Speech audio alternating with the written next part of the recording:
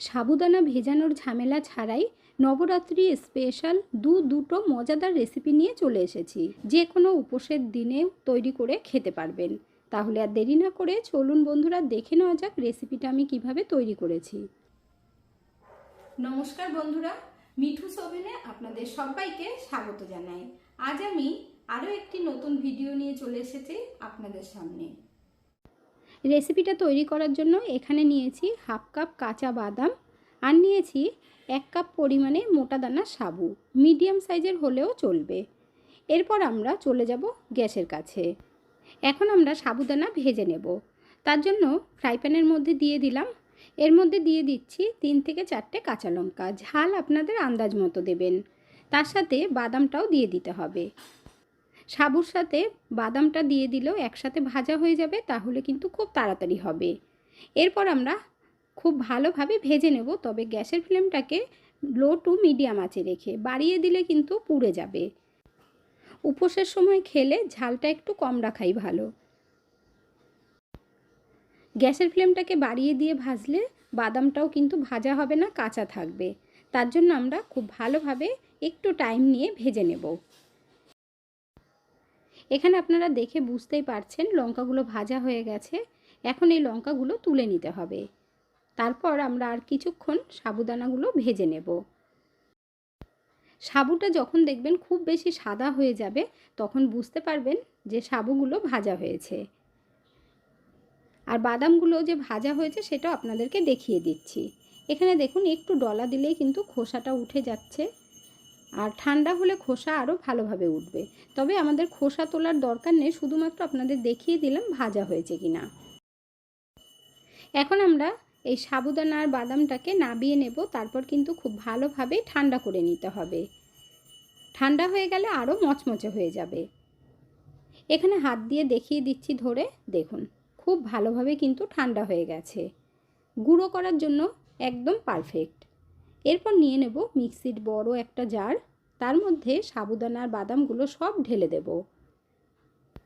বন্ধুরা, আজকের এই রেসিপিটা যদি আপনাদের ভালো লেগে থাকে তাহলে আমার চ্যানেলটিকে অবশ্যই সাবস্ক্রাইব করবেন। পাশে থাকা বেল আইকনটি দাবিয়ে দেবেন, সবার সাথে শেয়ার করবেন। একটা লাইক করতে ভুলবেন না কিন্তু। এখন আমরা এই সাবুদানা আর বাদামটা কিন্তু গুঁড়ো করে নেব। এর মধ্যে আগে থেকে জল দেওয়ার একেবারেই দরকার নেই। এইখানে দেখুন গুঁড়ো করা হয়ে গেছে, আপনাদেরকে একটু দেখিয়ে দিচ্ছি। পুরো কিন্তু সুজির মতো হবে। ঠিক এইভাবেই আপনারাও গুঁড়ো করে নেবেন। এরপর এই সুজির মধ্যে দিয়ে দেব আলু। তার জন্য আগে থেকেই আলুটা সিদ্ধ করে রেখেছিলাম, আর ভালোভাবে ঠান্ডা করে নিতে হবে। তারপর আলুটাকে বড় বড় টুকরো করে কেটে দেব। আপনারা চাইলে কাঁচা আলু দিতে পারেন। এই সময় কাঁচা আলু দিয়ে পেস্ট করে নেবেন। সিদ্ধ আলু দিয়ে তৈরি করলে টেস্টটা আলাদা হবে, আর কাঁচা আলু দিয়ে তৈরি করলে কিন্তু তার টেস্টটাও আলাদা হবে। উপোসের পরে দেখবেন কিছু চটপটা খেতে মন চায়। তাই যদি আপনারা একবার এই রেসিপিটা তৈরি করে দেখেন, দেখবেন উপোসের দিন বাদ দিয়েও যে কোনো এমনি দিনও খেতে মন চাইবে, কারণ এটা এতটাই টেস্টি হয়। এর মধ্যে এখন ভেজে রাখা লঙ্কাটা দিয়ে দেব। তারপর 1 কাপ মতো জল দিয়ে দিতে হবে। অল্প অল্প জল দিয়ে পেস্ট করবেন যতটুকু লাগবে। 1 কাপের থেকে আমি একটু কম দিয়েছি। প্রথমে একবার ভালোভাবে ঘুরিয়ে নেব, আর দরকার হলে জল দেব। এখানে দেখুন বন্ধুরা, পেস্ট করা হয়ে গেছে ভালোভাবে। এতে করে সাবুটাও কিন্তু খুব সুন্দরভাবে ভিজে যায়। এখন আমরা এই সাবুর পেস্ট আলাদা একটা বোলের মধ্যে ঢেলে নেব। সাবুগুলো পেস্ট করতে 2.5 থেকে 3 কাপ মতো জল লেগেছে। আপনাদের হয়তো একটু কম বেশি লাগতে পারে। সাবুগুলো পেস্ট করার সময় আলু দেওয়া হয়েছে আর তার মধ্যে জল দেওয়া হয়েছে, তাই খুব বেশি জল আর এর মধ্যে টানবে না। জারের মধ্যে অনেকটাই লেগেছিল, তাই একদম অল্প করে জল দিয়ে ধুয়ে দিয়ে দিলাম। এরপর খুব ভালোভাবে মিশিয়ে নিতে হবে। এইভাবে যদি আপনারা তৈরি করেন তাহলে কিন্তু খুব বেশি টাইম আর রেস্টে রাখতে হবে না, খুব তাড়াতাড়ি হয়ে যাবে। হঠাৎ করে খিদে পেলেও কিন্তু আপনারা এই রেসিপিটা তৈরি করে খেতে পারবেন। দেখুন ঠিক এরকম কনসিস্টেন্সি হবে। এর মধ্যে এখন সামান্য কিছু মশলা অ্যাড করব, যেগুলো আমরা উপোসের দিনে খেতে পারি। এর মধ্যে দিয়ে দেব গোটা জিরে 1 চামচ পরিমাণে। খাওয়ার সময় জিরেটা মুখে পড়লে খুব ভালো লাগবে। আর দিয়ে দিচ্ছি বেশি করে একটু ধনেপাতা, তবে যদি আপনারা না খান তাহলে দেবেন না। সন্দুক লবণ দিয়ে দিচ্ছি আন্দাজ মতো। সাথে দিয়ে দিচ্ছি গোলমরিচের গুঁড়ো 1/2 চামচ পরিমাণে। এতে করে কিন্তু ভীষণ মুখরোচক হবে। তারপর খুব ভালোভাবে মিশিয়ে নিতে হবে। নতুন বন্ধুরা যারা এখনও পর্যন্ত একটা লাইক বা কমেন্ট করেননি অবশ্যই করে দেবেন। আপনাদের একটা লাইক আর কমেন্ট আমাকে অনেক দূর এগিয়ে যেতে সাহায্য করবে। আমার সকল বন্ধুদেরকে জানাই অসংখ্য ধন্যবাদ। এখানে দেখুন খুব ভালোভাবে মিশিয়ে নিয়েছি। এখন আমরা ঢেকে মাত্র 5 মিনিটের জন্য রেখে দেব। তার কারণ এই সময় আমরা কিন্তু একটা চাটনি তৈরি করব। আপনাদের হাতে যদি টাইম কম থাকে তাহলে এইভাবে মেখে নিয়েই তৈরি করে নিতে পারবেন। তবে এখন আমি যেহেতু চাটনিটা তৈরি করব তাই 5 মিনিটের জন্য রেখে দিচ্ছি। এখানে নিয়ে নিলাম 1 কাপ পরিমাণে টক দই। খুব সুন্দর একটা ডিপ তৈরি করব আর খেতে খুব ভালো লাগবে। টক দইটাকে একটু ভালোভাবে ফেটিয়ে নিতে হবে আর খুব বেশি পাতলা করব না, একটু গাঢ় গাঢ় করলে খেতে খুব ভালো লাগবে। এই ডিপটাকে টেস্টি বানানোর জন্য দিয়ে দিচ্ছি স্বাদ মতো সন্দুক লবণ, গোলমরিচের গুঁড়ো 1/2 চামচেরও কম, ভাজা জিরের গুঁড়ো দিয়ে দিচ্ছি 1/2 চামচের কম। এরপর খুব ভালোভাবে মিশিয়ে নিতে হবে। এইভাবে একবার তৈরি করে খেয়ে দেখবেন বন্ধুরা, অসাধারণ লাগে খেতে। আর একবার বানিয়ে কিন্তু আপনারা 2-3 বার খেতে পারবেন।